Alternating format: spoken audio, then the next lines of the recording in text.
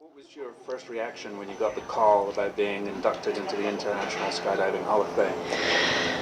I got the call. Actually, it's a good story. We were in Costa Rica having dinner with my family, my husband and my stepson, and my phone rang.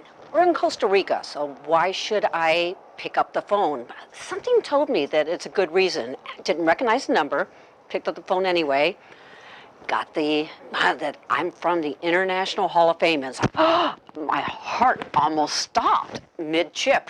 And I said it out loud so that Aslak and Costin could hear as well, and tried to repeat what they were saying to me, but the world stopped for me. It was absolutely an incredible moment.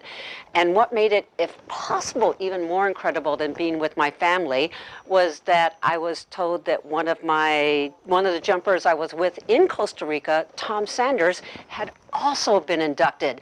So when we got back from dinner, there was a party. It was great. What does it mean to you to be inducted into the Hall of Fame?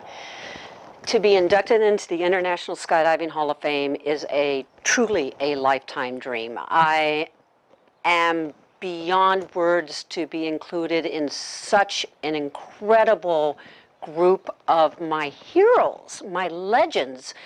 I've got a huge case of imposter syndrome going on right now because I keep saying, what am I doing here? But you know what?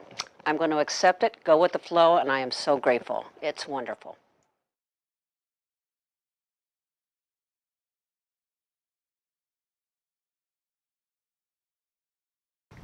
So Andy, what was your initial response when you got the call that you were being inducted into the International Skydiving Hall of Fame? When I first heard I was being inducted into the International Hall of Fame, I had this nice warm feeling for a while. It took a little while for it to sink in, but it was a very nice feeling. It was early in the morning. Who was the first person you called after you found out? Oh. And why? Okay, the first person I called was Lou Sanborn. I've known Lou Sanborn since 1961 when his film came out, A Sport Is Born, and it was shown in Australia, and I travelled down to Sydney, which was 100 miles south of where I lived in Australia, 3 times to see this film, and it allowed me to reverse engineer how 2 people could fly together.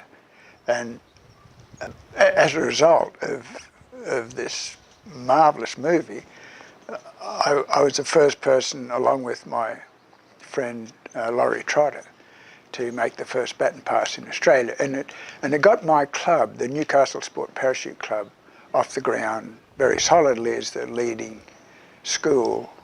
People would come from South Australia and Victoria and Queensland just to learn, and we were very happy to teach people what we'd picked up. So yeah, I wrote to Lou at the time, and he wrote back, and then I didn't have any reason to see him till I came over here in the States, and we're roommates at every Hall of Fame get together. We have lots of stuff to talk about, and we get on very well. Join us October 17, 18, and 19 to see me. And me. You're going to be there? I'll be there. Awesome! At the International Skydiving Hall of Fame, where I'm going to be inducted with many of my heroes, past and present.